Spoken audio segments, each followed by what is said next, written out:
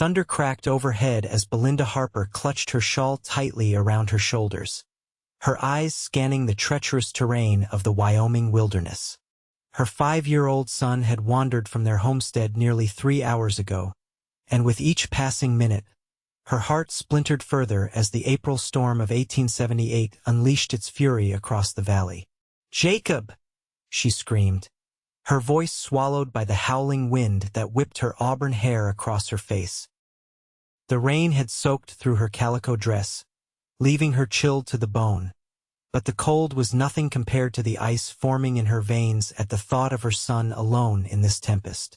Belinda had arrived in White River, Wyoming just 8 months prior, following the death of her husband. Thomas Harper had succumbed to tuberculosis back in Pennsylvania, leaving her a widow at 26 with a young child to raise. The promise of free land under the Homestead Act had drawn her westward, despite the warnings from family that a woman alone would never survive the frontier. She'd proved them wrong until today, until she turned her back for mere minutes while hanging laundry, only to find Jacob gone, chasing after some imagined adventure beyond their small cabin's clearing. The path ahead forked, and Belinda hesitated, panic rising in her throat. The left trail led toward the river, swollen and dangerous after days of rain, while the right wound deeper into the forest. A sob escaped her lips as she realized she had no way of knowing which direction her boy had taken. "Please, God," she whispered, "don't take him too." The sound of hoofbeats cut through the storm's roar, and Belinda whirled around, nearly losing her footing on the slick ground. A horse emerged from the curtain of rain, its rider tall and broad-shouldered. As he drew nearer, Belinda could make out the shadow of a Stetson pulled low over his face and the glint of a star pinned to his duster. "Madam," the man called out, reining his horse to a stop beside her. "You shouldn't be out in this weather." "My son!" Belinda cried, her voice breaking. "My Jacob is missing. He's only 5. Please, you have to help me find him." The rider dismounted in one fluid motion, revealing himself to be several inches over 6 feet. When he tilted his head up, Belinda found herself looking into eyes as blue as a summer sky, a stark contrast to the storm raging around them. "I'm Sheriff Bryce Cooper," he said, his voice deep but gentle. "When did you last see your boy?" 3 hours ago. He must have wandered off while I was doing the washing." Shame colored her words. "I've been searching everywhere." Sheriff Cooper nodded, his expression betraying no judgment. "We'll find him, Mrs. Harper. Belinda Harper. Mrs. Harper." He touched the brim of his hat. "Does your boy have any favorite spots? Anywhere he might go to play?" Belinda shook her head. "We've only been in White River since last summer. He likes the creek that runs behind our homestead, but I've already checked there." The sheriff scanned the wilderness around them, his eyes narrowing against the rain. "This storm's getting worse. You should go back home in case he returns." "No," Belinda said firmly. "I won't leave him out here." For a moment, Sheriff Cooper studied her, taking in her drenched clothing and the determination etched across her face. Then he nodded as if coming to a decision. "All right then. 2 sets of eyes are better than 1. He turned back to his horse and reached for something in his saddlebag. "Take this," he said, handing her a slicker. "It'll keep you drier than that shawl." Belinda accepted the coat gratefully, slipping it over her shoulders. It engulfed her petite frame, still warm from the sheriff's body heat. "I'm heading toward the river first," Cooper explained, leading his horse by the reins. "Children are often drawn to water, even when they shouldn't be." The thought of her son near the raging river sent a fresh wave of fear through Belinda, but she forced herself to follow the sheriff, her boots sinking into the mud with each step. "How long have you been sheriff in White River?" she asked, trying to distract herself from the horrific images playing in her mind. 5 years, Cooper replied without turning around. "Came west after the war." The war? You fought for the Union. Cooper nodded. Joined up in '63 when I was 18. Spent 2 years watching good men die before it was over. Something in his tone told Belinda not to press further. Instead, she concentrated on keeping pace with his long strides as they approached the river's edge. The White River had transformed from its usual gentle flow into a churning monster, its banks overflowing with muddy water that carried debris downstream at an alarming speed. Belinda's heart sank as she imagined her small son caught in those currents. "Jacob!" Sheriff Cooper called out, his voice booming over the storm's cacophony. "Jacob Harper!" They moved along the riverbank, scanning both the water and the surrounding foliage for any sign of the boy. Belinda's eyes strained against the fading light as dusk approached, making the search even more difficult. After nearly an hour of following the river's course, Cooper stopped abruptly, holding up his hand to halt Belinda as well. "What is it?" she asked, stepping closer to see what had caught his attention. The sheriff pointed to a section of mud near the river's edge. Footprints. Small ones. Hope surged within Belinda's chest as she knelt to examine the tracks. "They could be Jacob's," she whispered.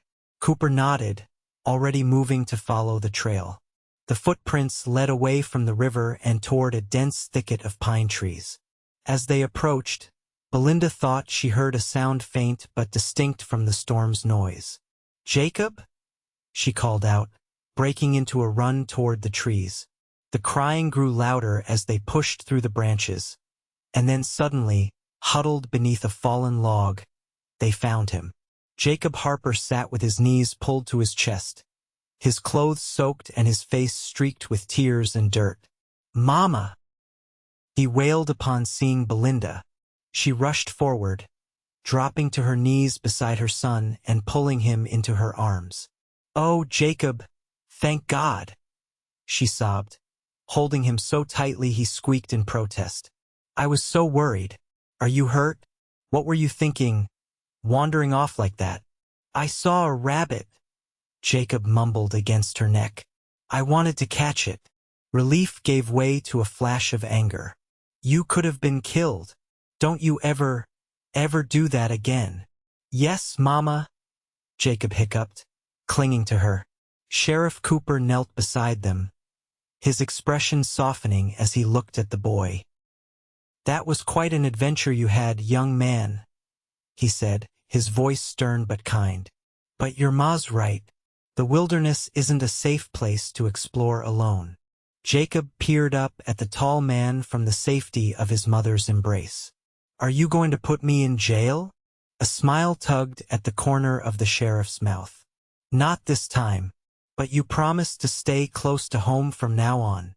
Jacob nodded solemnly. "Good." Cooper stood and offered his hand to Belinda. "Let's get you both back to your homestead before the storm gets any worse."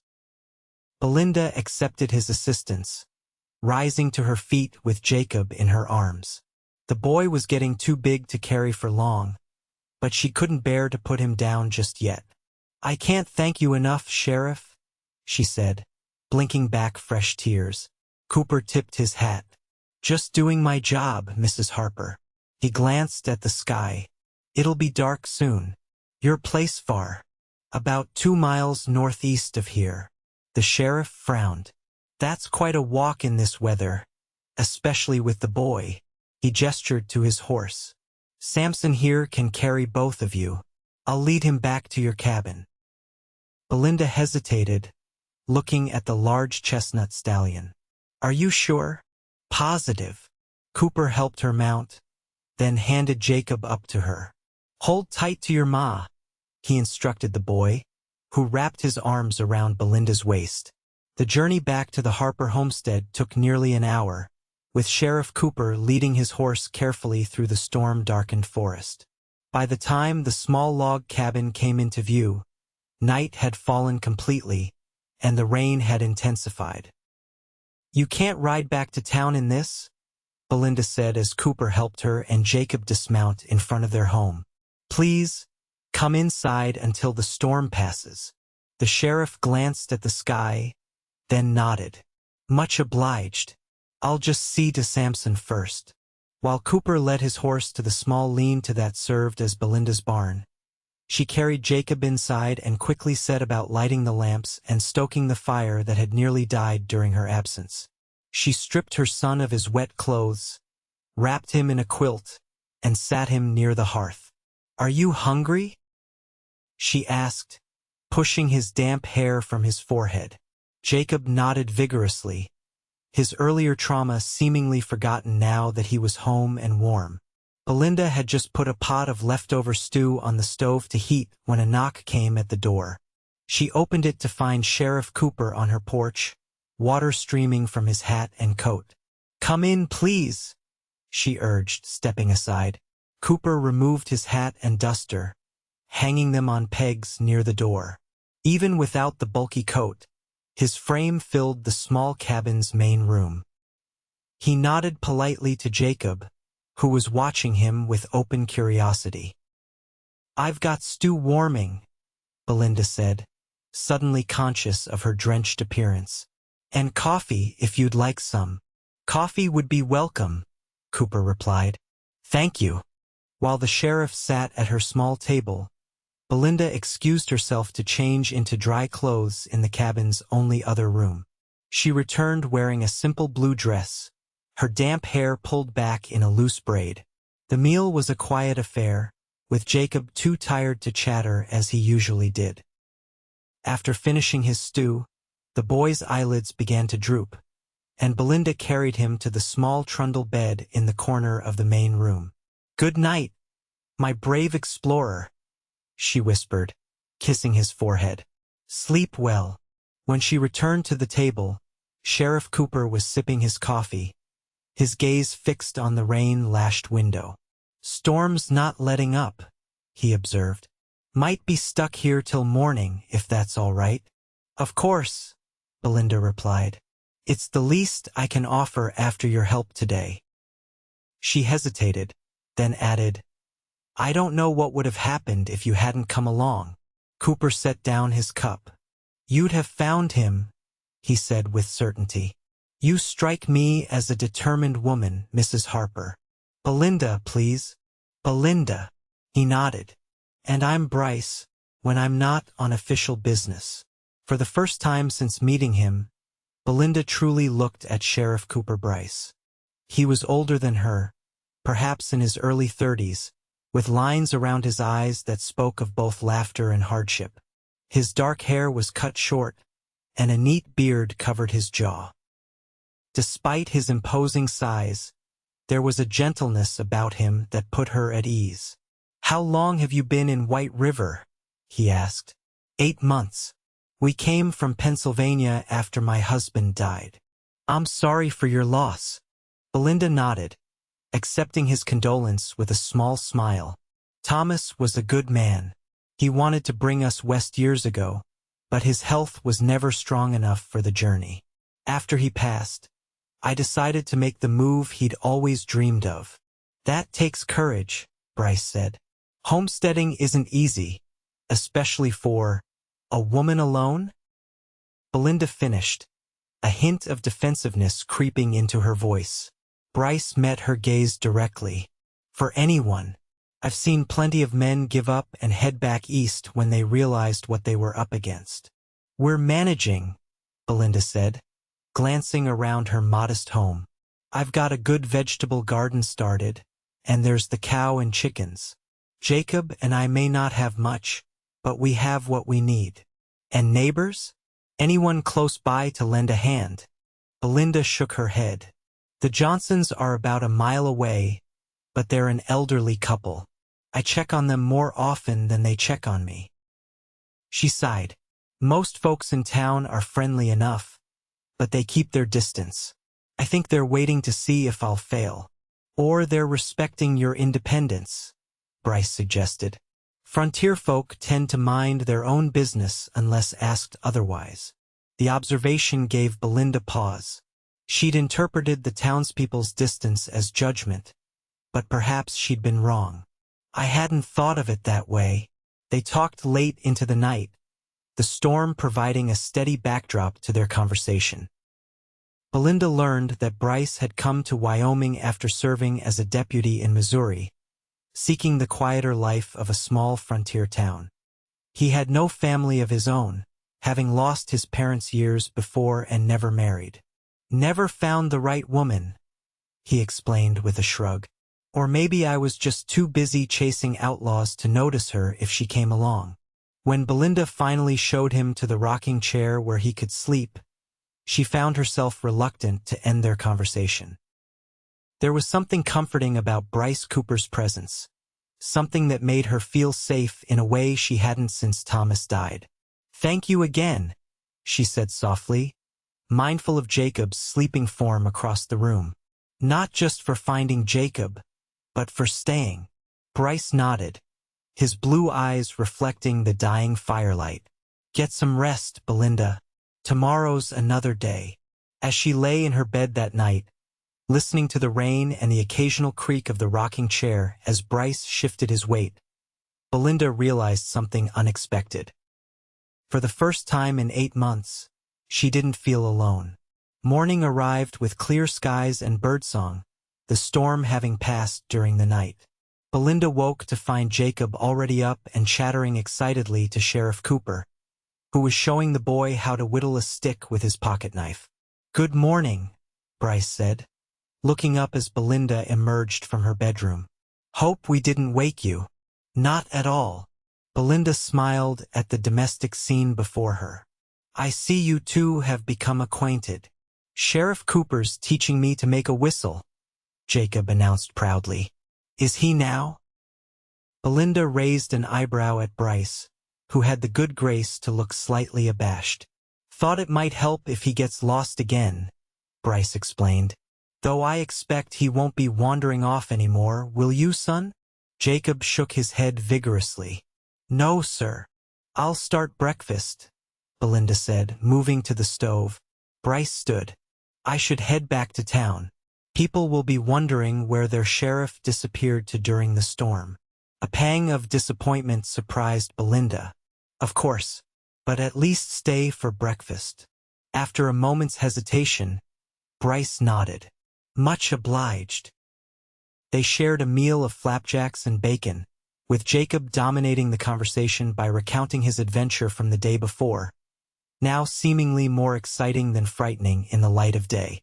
When it was time for Bryce to leave, Belinda walked with him to where Samson was tethered.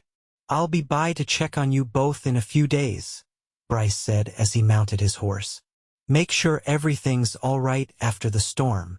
"That's not necessary," Belinda replied automatically, then seeing something like hurt flash in his eyes, added quickly, "But it would be nice." "Thank you." Bryce tipped his hat. "Till then, Mrs. Harper." "Till then, Sheriff Cooper."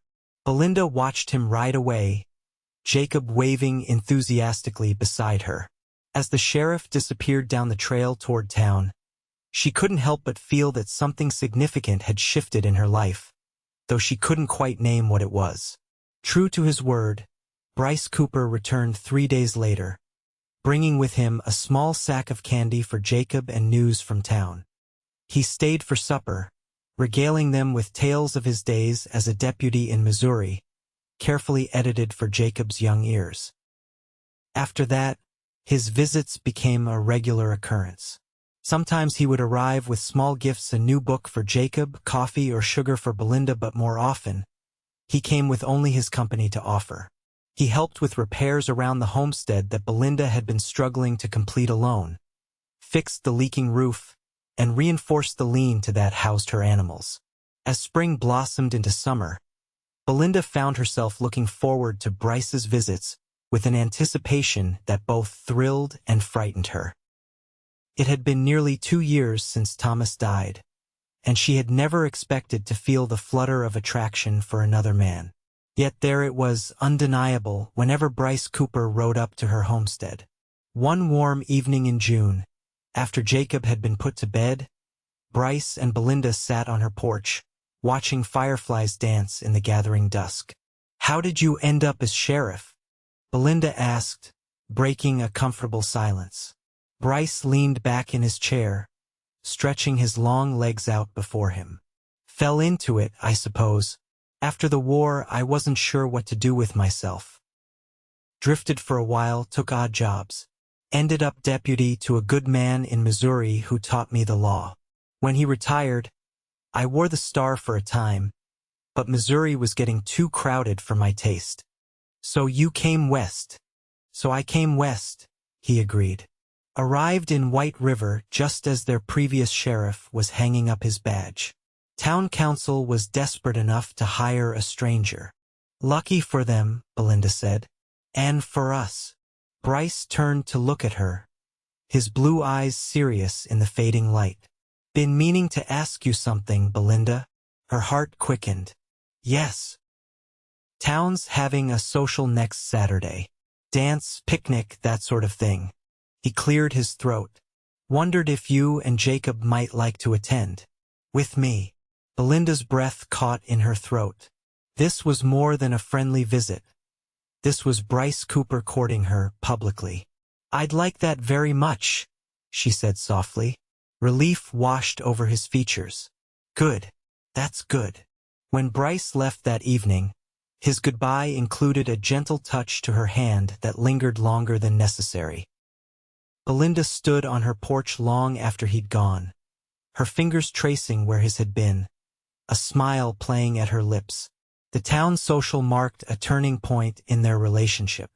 Dressed in her best gown, a green calico she'd carefully altered to follow the latest fashion she'd seen in a catalog, Belinda felt every eye on her as she entered the town hall on Bryce Cooper's arm, Jacob skipping ahead of them. Mrs. Harper, Mrs. Peterson, the minister's wife, greeted her with new warmth. How lovely to see you in town. And looking so well. Throughout the evening, Belinda was introduced to people she'd only nodded to in passing before. Being with the sheriff seemed to have broken down a barrier, making her more approachable, more a part of the community. When the band struck up a waltz, Bryce offered his hand. May I have this dance, Mrs. Harper? Belinda glanced at Jacob, who was happily playing marbles with some local boys. I haven't danced in years, she admitted. Neither have I. We can stumble together. But they didn't stumble. Bryce led confidently, and Belinda followed easily, as if they'd been dancing together all their lives. As they moved around the floor, she became aware of the solid strength of his hand at her waist, the clean scent of soap and leather that surrounded him, the way his eyes never left her face. People are watching us, she murmured. Let them, Bryce replied. I'm only looking at you. Heat rose to Belinda's cheeks. Sheriff Cooper, I do believe you're flirting with me. Trying to, he admitted with a small smile. Am I succeeding? Perhaps, she answered, but her smile gave her away. Later that night, after Bryce had driven them home in a borrowed wagon and carried a sleeping Jacob inside, he lingered on Belinda's porch. Thank you for tonight, she said, suddenly shy under his intense gaze. Belinda, Bryce began, then stopped, seeming to struggle with his words. I'm not a man who finds it easy to express himself, but I want you to know that these past months, getting to know you and Jacob, they've meant a great deal to me. They've meant a great deal to us as well. Bryce stepped closer, his hand coming up to touch her cheek. May I call on you properly? Not just as a friend, but as a suitor. Belinda's heart soared at his formal request. Yes, she whispered. I'd like that very much. Slowly, giving her every chance to pull away, Bryce lowered his head and pressed his lips to hers.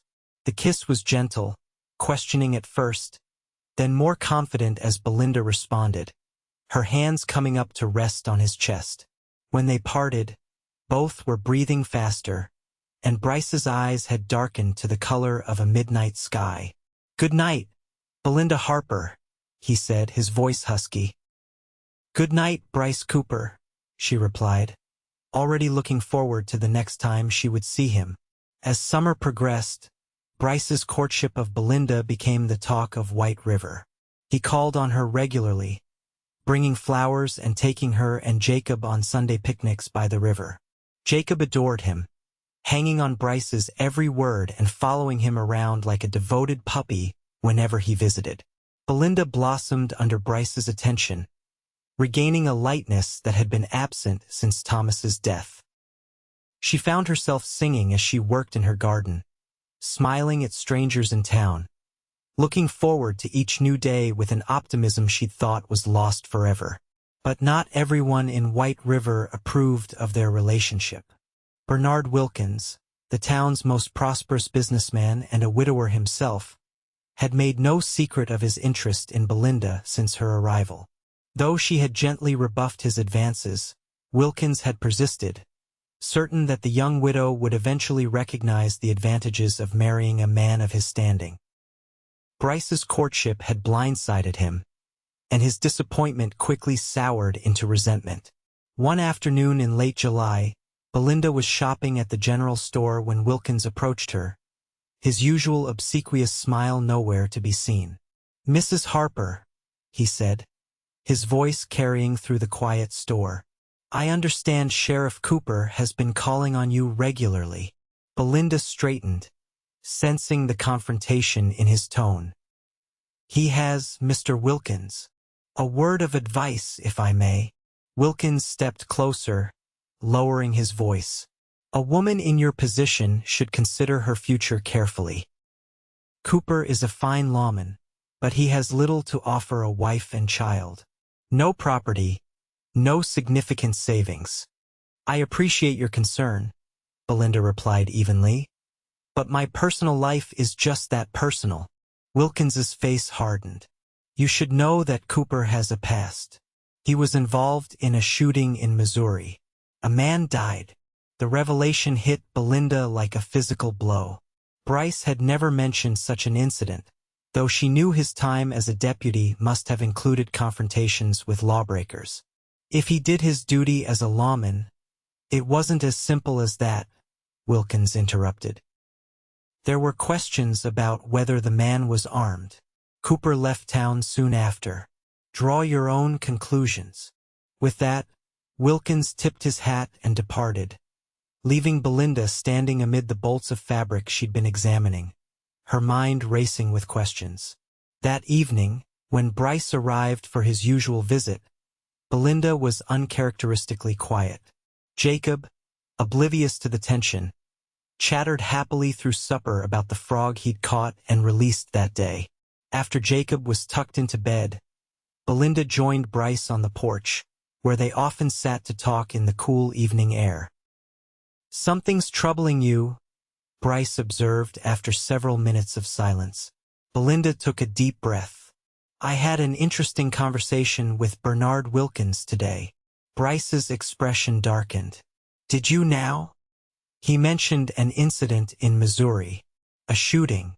A muscle ticked in Bryce's jaw as he stared out into the darkness. "Wilkins has been busy. Is it true?" Belinda asked softly. Bryce was silent for so long that Belinda feared he wouldn't answer. When he finally spoke, his voice was low and tight with old pain. "Yes, there was a shooting. 5 years ago in Springfield. A man named Dawson had been terrorizing local farmers, demanding protection money, burning barns when they refused to pay. We had reports, but no proof, no witnesses willing to testify." He paused, running a hand over his face. "I confronted him outside the saloon one night. Things escalated. He reached for something in his coat. I thought it was a gun. I fired first. And it wasn't a gun," Belinda guessed. "A flask," Bryce confirmed, his voice hollow. "Silver flask that caught the light just so. By the time I realized, it was too late." "What happened after?" "There was an inquest. I was cleared. Technically, I'd given him warning, and his reputation was well known. But some folks, including Dawson's brother, weren't satisfied. Started making threats." Bryce turned to look at her, his expression grave. "I didn't leave because I was guilty, Belinda. I left because I couldn't do my job with that hanging over me. Every time I put on the badge, I second-guessed myself. Belinda reached out, covering his hand with her own. Why didn't you tell me? It's not something I'm proud of, Bryce admitted. And I suppose I was afraid of how you'd look at me if you knew. How am I looking at you now? She asked. Bryce studied her face in the dim light from the cabin window. Like you're trying to decide if I'm still the man you thought I was. You made a mistake, Belinda said carefully. A terrible one, with consequences you'll carry forever. But that doesn't erase all the good you've done, or the man I've come to know these past months. Relief flooded Bryce's features. You don't know what it means to hear you say that. I think I do, Belinda replied. We all have parts of our past we wish we could change. What matters is what we do with the lessons those mistakes teach us. Bryce turned his hand over, lacing his fingers with hers. You are an extraordinary woman, Belinda Harper. And don't you forget it, she said with a small smile, trying to lighten the moment. They sat together in companionable silence, watching the stars emerge in the vast Wyoming sky, their hands still intertwined. Belinda knew that the revelation about Bryce's past should have given her pause, made her reconsider their relationship. Instead, she found that his honesty, and the obvious regret he carried, only deepened her feelings for him. When Bryce finally rose to leave, he hesitated, then asked, Will Wilkins's revelation change things between us? Belinda stood, moving closer to him. The only thing that would change things between us, Sheriff Cooper, is if you stopped calling on me. No chance of that, Bryce murmured, bending to kiss her softly. None at all. As August gave way to September, bringing with it the first hints of autumn, Belinda and Bryce's relationship continued to deepen. They had weathered Wilkins's attempt to come between them, emerging stronger for the honesty it had forced. Bryce began teaching Jacob to ride on a gentle pony he borrowed from the livery stable, and Belinda watched with a mixture of pride and trepidation as her son mastered the basics under Bryce's patient instruction. He's a natural, Bryce commented as Jacob guided the pony in a careful circle around Belinda's yard. Got good balance and a gentle touch with the reins. He reminds me more of his father every day, Belinda said, a touch of melancholy in her voice. Thomas loved horses. Bryce glanced at her. Does that bother you? That I'm teaching him things his father might have? Belinda shook her head. No. Comforts me, actually. Thomas would have wanted Jacob to learn these things, to grow up with a man's guidance. And you? Bryce asked softly. What do you want, Belinda? The question hung between them, weighted with meaning beyond the simple words.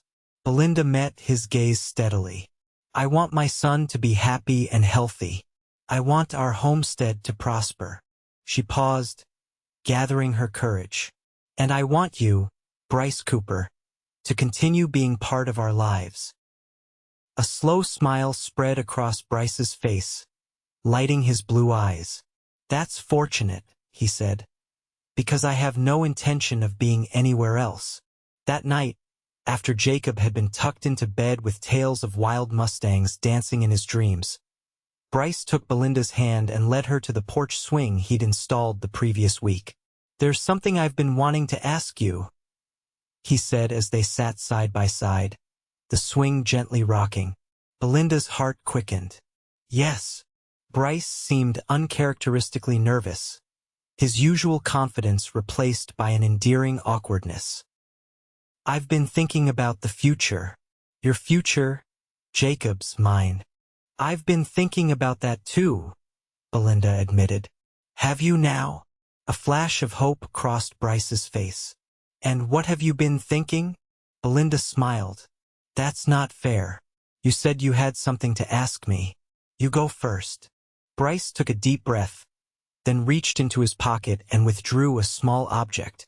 In the moonlight, Belinda could see it was a ring, a simple gold band with a modest diamond that caught the silver light. It was my mother's, Bryce explained, his voice low and earnest.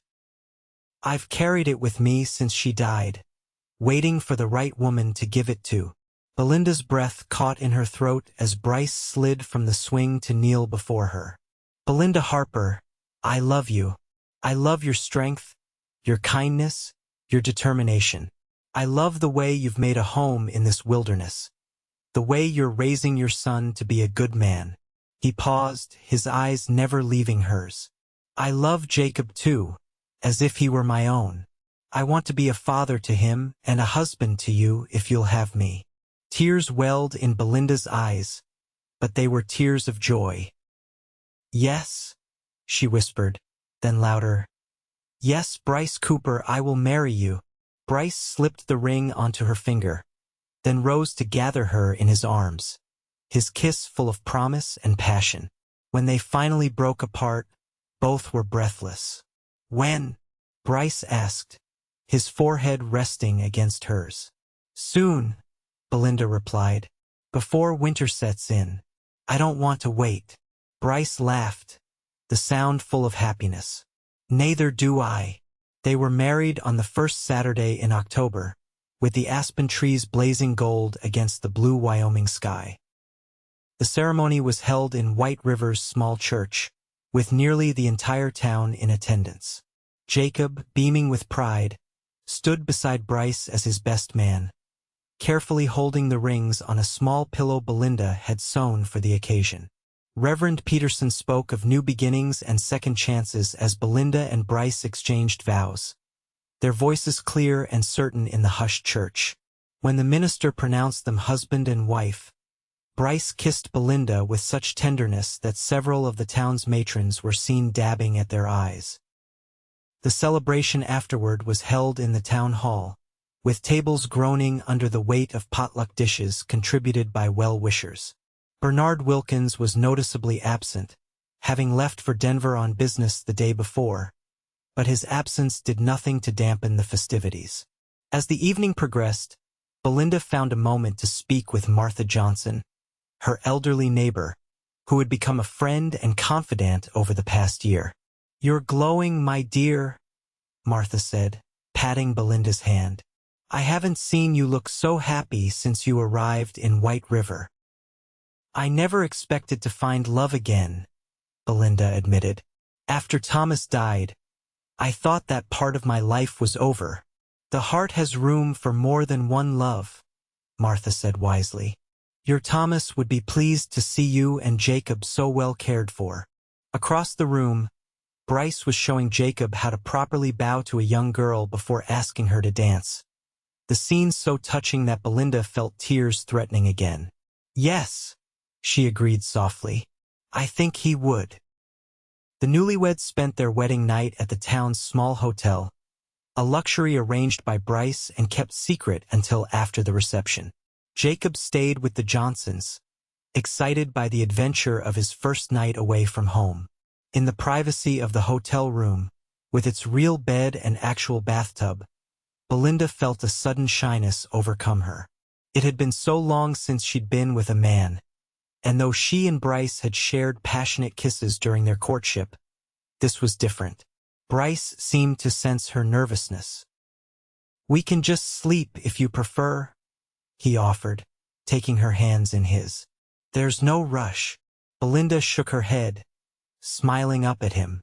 "I don't want to wait," she said, echoing her words from the night of their engagement. "I just need a moment to remember that this is real, that you're really my husband." "I'm real," Bryce assured her, bringing her hand to his lips.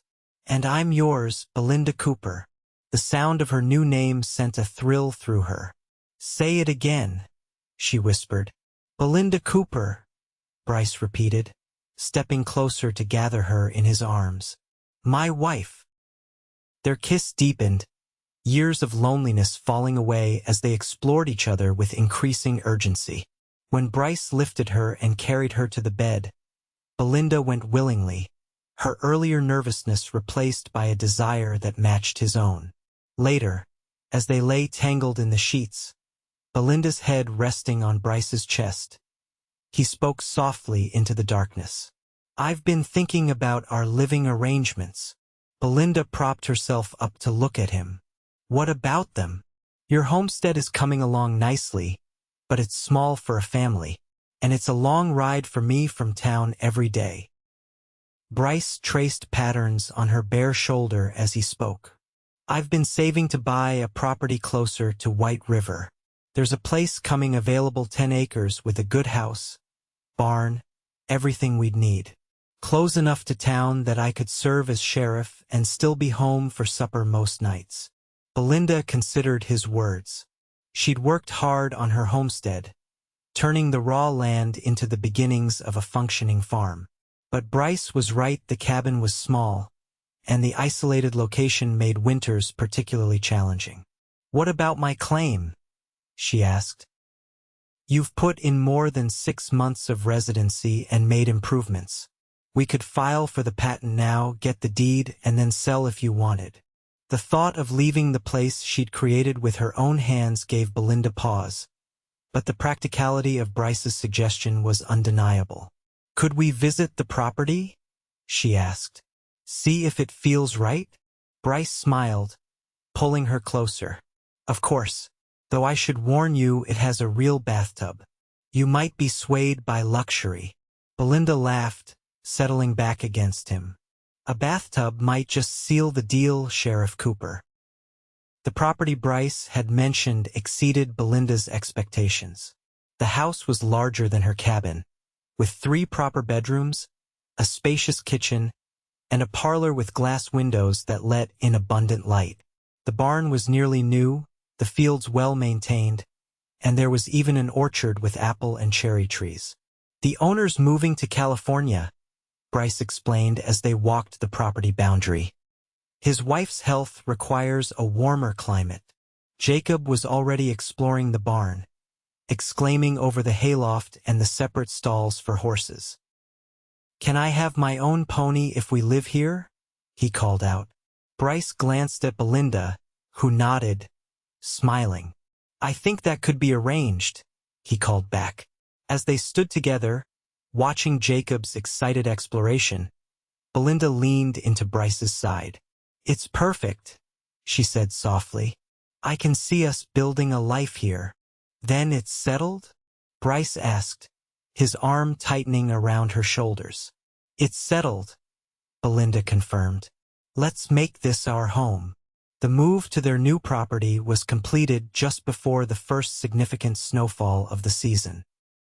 The town rallied around them, with men coming to help transport furniture and supplies, and women organizing a housewarming that stocked their pantry with preserves and baked goods. Winter settled over White River, bringing with it short days and long, cold nights. But inside the Cooper home, warmth and happiness flourished. Belinda took to her role as the sheriff's wife with natural grace, becoming more involved in town affairs while maintaining their farm. Jacob thrived under Bryce's guidance, learning to help with chores and continuing his riding lessons on the pony that had been his Christmas gift. Bryce divided his time between his duties as sheriff and his responsibilities at home, never neglecting either. He'd found a balance that had eluded him before meeting Belinda, a sense of purpose that extended beyond upholding the law to creating and protecting a family of his own. One evening in late January, as a blizzard raged outside, the family sat around the fire in their cozy parlor. Jacob was playing with the wooden figures Bryce had carved for him, creating elaborate adventures for his imaginary cowboys and Indians. Belinda, who had been quieter than usual for several days, set aside her mending and looked at her husband. Bryce, there's something I need to tell you. Bryce glanced up from the reports he was reviewing, his expression immediately concerned. What is it? I visited Dr. Matthews yesterday while you were dealing with that dispute at the saloon. Are you ill? Bryce set down his papers, giving her his full attention. Belinda smiled, a soft, secret smile that made her eyes shine. Not ill, no, but I am going to need some new dresses in a few months. For a moment, Bryce looked confused. Then understanding dawned, his face lighting up with joy. You're with child. Belinda nodded, her hand moving instinctively to her still flat stomach. Due in August, the doctor thinks. Bryce was across the room in an instant, gathering her in his arms and lifting her from her chair to spin her around, his laughter booming in the small room. Careful, Belinda protested, though she was laughing too. You'll make me dizzy. Jacob looked up from his play, bewildered by the sudden commotion. What's happening? Bryce set Belinda down and knelt beside his stepson. Your mother just told me some wonderful news. You're going to be a big brother. Jacob's eyes widened. I am. Yes, sweetheart, Belinda confirmed, joining them on the floor. There's a baby growing inside me, just like you grew before you were born. By the end of summer, we'll have a new member of our family. Jacob considered this information seriously, then broke into a grin that matched Bryce's. Can I teach the baby to ride when it's bigger? Bryce laughed, ruffling the boy's hair. I think that can be arranged. But first, the baby will need a lot of care from all of us. Later that night, after Jacob was asleep, Bryce held Belinda close in their bed, his hand resting protectively over the place where their child grew. I never thought I'd have this, he admitted, his voice thick with emotion. A wife, children, a home. After everything that happened in Missouri, I figured I'd spend my life alone, moving from town to town, always the outsider. And I never thought I'd love again after Thomas, Belinda replied, covering his hand with her own. We've both been given second chances. I'll spend the rest of my life making sure you never regret giving me yours, Bryce promised, pressing a kiss to her temple. Belinda turned in his arms to face him. I could never regret it. You brought light back into my life when I thought the darkness would last forever. You found Jacob in that storm, but you found me too in a different kind of storm. And I found the love I never expected. As winter gave way to spring and spring to summer, Belinda's pregnancy progressed smoothly. Her body changed, growing round with new life, and Bryce found her more beautiful than ever. Jacob became increasingly excited about his role as big brother, asking endless questions about the baby and helping to prepare the nursery. The town of White River embraced the news of the impending arrival, with women organizing a quilting bee to create a blanket for the baby and men constructing a cradle as a gift from the community. Even Bernard Wilkins, who had eventually returned from Denver, sent a silver rattle with his congratulations, seemingly having made peace with Belinda's choice. August arrived with blazing heat, the days stretching long and languid. Belinda, now in her final month, moved more slowly, her hands often resting on her prominent belly where the baby kicked and rolled. I think this one's going to be a sheriff, she joked to Bryce one evening as they sat on their porch, watching the sunset. Always on patrol. Bryce laughed, placing his hand beside hers to feel the movement. Or maybe a dancer with all that activity. Either way, I'll be glad when he or she decides to join us on the outside, Belinda sighed. I've forgotten what my feet look like.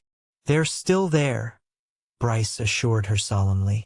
And just as lovely as the rest of you. Belinda snorted. You're a terrible liar, Bryce Cooper. I mean it, he insisted, leaning over to kiss her. You've never been more beautiful to me than you are right now, carrying our child. The baby, apparently having an opinion on the matter, gave a particularly strong kick that made Belinda wince. Your child seems eager to meet you too. 2 weeks later, on a stormy night reminiscent of the one that had first brought them together, Belinda went into labor. Jacob was sent to stay with the Johnsons, and the town's midwife was summoned to the Cooper home. Bryce paced outside the bedroom door, flinching at each of Belinda's cries, feeling utterly helpless as his wife fought to bring their child into the world. The storm outside mirrored his turbulent emotions: fear, excitement, and an overwhelming love for the woman behind that door. After what seemed like an eternity, A new cry joined the storm's tumult, the lusty wail of a newborn taking its first breath. The door opened, and the midwife appeared, her face tired but smiling. "Sheriff Cooper, you have a son. A strong, healthy boy." Bryce felt his knees weaken with relief. "And Belinda? Tired but well. She's asking for you." He entered the bedroom to find Belinda propped up against pillows, her face glowing despite the exhaustion evident in her eyes. In her arms was a small bundle wrapped in the quilt the townswomen had made. "Come meet your son," she said softly. Bryce approached the bed, overwhelmed by the sight of his wife and child. As he sat beside them, Belinda shifted the blanket to reveal a tiny face red and wrinkled, with a shock of dark hair like his own. "He's perfect," Bryce whispered, reaching out to touch the baby's cheek with a gentle finger. "Would you like to hold him?" Belinda asked. Bryce nodded, throat too tight for words. Belinda carefully transferred the bundle to his arms, showing him how to support the baby's head. As Bryce gazed down at his son, the tiny fingers, the button nose, the perfect rosebud mouth, he felt a love so powerful it took his breath away. "What shall we call him?" Belinda smiled. "I was thinking Thomas Bryce Cooper, if that suits you." Tears pricked at Bryce's eyes. "Thomas," he repeated, honored by Belinda's desire to remember her first husband in their son's name. "It's perfect. I want him to know about both the men who shaped his life," Belinda explained. "The father who couldn't be here, and the father who chose him." Bryce leaned forward to kiss her, careful not to disturb the baby in his arms. "I love you, Belinda Cooper, more than I have words to say." "I love you too," she replied, her eyes shining with tears and joy. "Always." Outside, the storm began to abate, the thunder growing more distant, the rain softening to a gentle patter against the roof. Inside the Cooper home, a new family found peace in each other's presence, their love a shelter stronger than any storm. The years that followed brought both joy and challenges to the Cooper family. Young Thomas, called Tommy by everyone except his mother when he was in trouble, grew into a sturdy, curious boy with Bryce's blue eyes and Belinda's gentle spirit. Jacob proved to be an exceptional big brother, protective and patient, teaching Tommy everything from how to fish to how to ride his first pony. Bryce continued as sheriff of White River, keeping the peace as the town grew with the arrival of the railroad in 1881. Belinda managed their farm and became increasingly involved in community affairs, helping to establish the town's first proper school and serving on the committee that brought a permanent doctor to White River. In 1882, their family expanded again with the birth of a daughter, whom they named Elizabeth Martha Cooper, after both grandmothers. Ellie, as she was called, was the image of her mother, with auburn hair and a determined nature that kept her parents on their toes. By the time Jacob turned 18 in 1891, White River had transformed from a frontier settlement into a thriving town. The boy who had once been lost in a storm was now a young man with plans to attend college in Denver, his future bright with possibilities his mother had once only dreamed of. On the evening before Jacob's departure, the Cooper family gathered on the porch of their home, much as Belinda and Bryce had done in the early days of their courtship. The summer air was sweet with the scent of wildflowers, and fireflies danced in the gathering dusk, just as they had on the night Bryce had proposed. "I can't believe you're leaving tomorrow," Belinda said, watching her eldest son help Tommy and Ellie catch fireflies in glass jars. "It seems like just yesterday you were that little boy chasing rabbits." Bryce squeezed her hand. "He'll be back for holidays, and Denver's not so far." "I know," Belinda sighed. "I'm proud of him, so proud. It's just hard to let go." Bryce finished for her. "I understand." Jacob jogged over to the porch, leaving his siblings still hunting fireflies under the watchful eye of their dog, an aging collie named Buck. "I've been thinking," he said, leaning against the porch railing. After I finish school, I might want to come back to White River, practice law here. Belinda felt her heart lift at his words. You'd be welcome, of course, but don't feel obligated. The world is full of opportunities. Jacob smiled, so grown up now that sometimes Belinda hardly recognized the child he had been. It's not obligation, Ma. It's choice. This is home. Always has been. As Jacob rejoined his brother and sister, Bryce pulled Belinda close against his side. We've done well, Mrs. Cooper, he murmured. Built something good here. Belinda rested her head on his shoulder, contentment washing over her as she surveyed their land, their home, their family. She thought of the day, 13 years ago, when a storm had threatened to take everything from her, only to bring her the greatest gift instead. Yes, she agreed softly. Something very good indeed. Later that night, with the children asleep and the house quiet, Belinda and Bryce stood in the doorway of the room Jacob had shared with Tommy, watching their eldest son sleep one last night under their roof. Remember the night we found him in the storm? Bryce asked quietly. Belinda nodded. I was so terrified. I thought I'd lost him forever. And now we're letting him go by choice. Bryce wrapped his arm around her waist. Life has a way of coming full circle. As they moved down the hallway to their own bedroom, Belinda stopped Bryce with a hand on his arm. Thank you, she said simply. For what? For finding him that night. For finding us. For building this life with me. Bryce cupped her face in his hands, his expression tender in the soft lamplight. Thank you for letting me, he replied.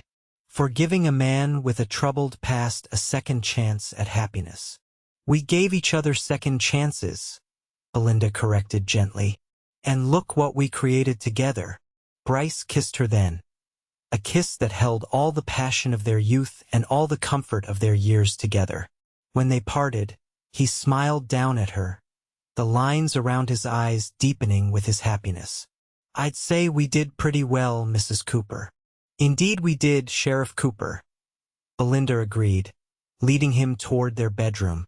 Indeed we did.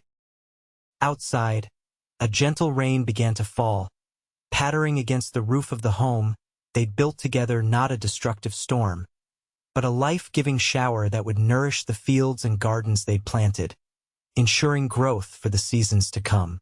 Just as the storm years ago had brought them together, each new day brought fresh reasons to be grateful for the love they'd found when they least expected it. And in the years that followed, as their children grew and their grandchildren came, bringing new joy to their lives, Belinda and Bryce Cooper would often sit together on that same porch, watching the sun set over the Wyoming wilderness that had first united them. They would hold hands, these two who had found each other amid loss and darkness, and remember the storm that changed everything, the day the sheriff found a lost child, and a widow found the love she never thought she'd know again.